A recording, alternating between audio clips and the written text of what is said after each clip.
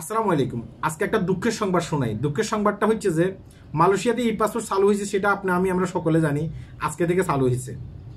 তো আমি একটু আগে কাস্টমার সার্ভিসে ফোন দিছি, আমাকে আমার এক ফ্রেন্ড বলছে যে একটু কাস্টমার সার্ভিসে ফোন দিয়ে জিজ্ঞাসা করার জন্য। আমি কাস্টমার সার্ভিসে তাদের ফোন দিছি, ফোন দিয়ে বললাম যে আচ্ছা আপু, যাদের ভিসা নেই মালয়েশিয়াতে এখন বর্তমানে, তারা কি ই পাসপোর্ট করতে পারবে? এখন কাস্টমার সার্ভিস থেকে বললো যে না, তারা এখন ই পাসপোর্ট করতে পারবে না। মানে যাদের এখন বর্তমানে ভিসা নেই মালয়েশিয়াতে, যারা এখন অবৈধ আছেন, তারা ই পাসপোর্ট করতে পারবেন না। হ্যাঁ, এবার আমি জিজ্ঞাসা করলাম যে কেন করতে পারবেন না? তারা কিন্তু প্রয়োজনের চেয়ে বেশি কথা বলে না।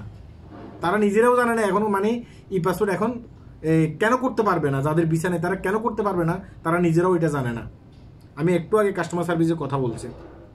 আমি কথাগুলো কেন বলতেছি, অনেক মানুষ কিন্তু কমেন্ট বক্সে আমাদেরকে বলতেছে ভাই আমাদের তো ভিসা নাই, আমরা কি ই পাসপোর্ট করতে পারবো না। হ্যাঁ, এই কারণে ডাইরেক্ট সরাসরি আমি কাস্টমার সার্ভিসে ফোন দিছি তাদের। আপনারাও মানে প্রয়োজনে ফোন দিয়ে দেখতে পারেন, তাদের ফোন নাম্বারটা আমি উপরে দিয়ে দেবো, আপনারাও প্রয়োজনে ফোন দিয়ে দেখতে পারেন। তো বিশেষ করে যেসব প্রবাসীগুলো আশায় বুক বেঁধেছিল, হ্যাঁ আমাদের ভিসা নেই, আমাদের পাসপোর্ট নেই, যখন ই পাসপোর্ট চালু হবে আমরা যেন ই পাসপোর্ট করতে পারি, ই পাসপোর্ট করে আমরা প্রয়োজনে মালয়েশিয়ান গভর্নমেন্ট সুযোগ দেবে, সে সুযোগ দিলে আমরা ভিসা লাগিয়ে ফেলবো, এই ধরনের আশায় যারা বুক বেঁধেছিলেন, এই মুহূর্তে তাদের ওই ধরনের আশা না করাই ভালো। এটা আমার কাছে খুবই খারাপ লেগেছে, কিন্তু কি করব, কাস্টমার সার্ভিস থেকে এটাই বলেছে। আমি তো উপর আপনাদেরকে নাম্বার দিয়ে দেবো, সেই নাম্বারে আপনারা ফোন করে জিজ্ঞাসা করতে পারেন, বলে কেন এটা চালু হবে না, মানে কেন তারা এখন ভিসা করতে পারবে না। তো অনেকে আবার এটা বলতেছেন যে আমাদের কাছে ডকুমেন্ট নেই, কোনো ডকুমেন্ট নেই, আমরা কিভাবে মানে ভিসা করব, আমরা পাসপোর্ট করব। আপনারা বাংলাদেশ থেকে প্রয়োজনীয় কাগজপত্র এনে পরবর্তীতে ভিসা করতে পারবেন। প্রয়োজনীয় কাগজপত্র বলতে কি, আপনার বয়স যদি 18 বছরের নিচে হয়, হ্যাঁ, আপনার জন্ম নিবন্ধন কার্ড আছে এক। দ্বিতীয়ত হচ্ছে যে আপনার মা বাবার ভোটার আইডি কার্ড লাগবে, এগুলো নিয়ে আসতে হবে, এগুলো এনে আপনি পাসপোর্ট করতে পারবেন।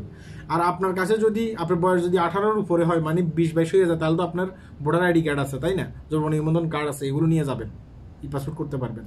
কিন্তু আমার কাছে খুবই খারাপ লাগছে আজকে এইটা, মানে আমি একটু আগে কাস্টমার সার্ভিসে ফোন দিছি, ফোন দিয়ে তাদেরকে জিজ্ঞাসা করছি, তারা বলতেছে যে কি যারা অবৈধ আছেন তারা এখন ই পাসপোর্ট করতে পারবেন না।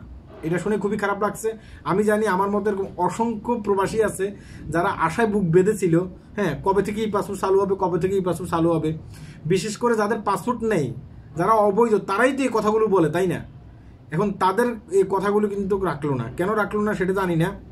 হয়তোবা তাদের ইয়েগুলো আপডেট হতে সময় লাগতেছে, হ্যাঁ, এই কারণে হয়তোবা তারা এই জিনিসগুলো আমাদেরকে মানে ডাইরেক্ট আজকে থেকে প্রকাশ করতে পারতেছে না। হয়তো কিছুদিন পরে বলবে যে যাদের ভিসা নাই তারাও কিন্তু ই পাসপোর্ট করতে পারবে, এটা আর কি।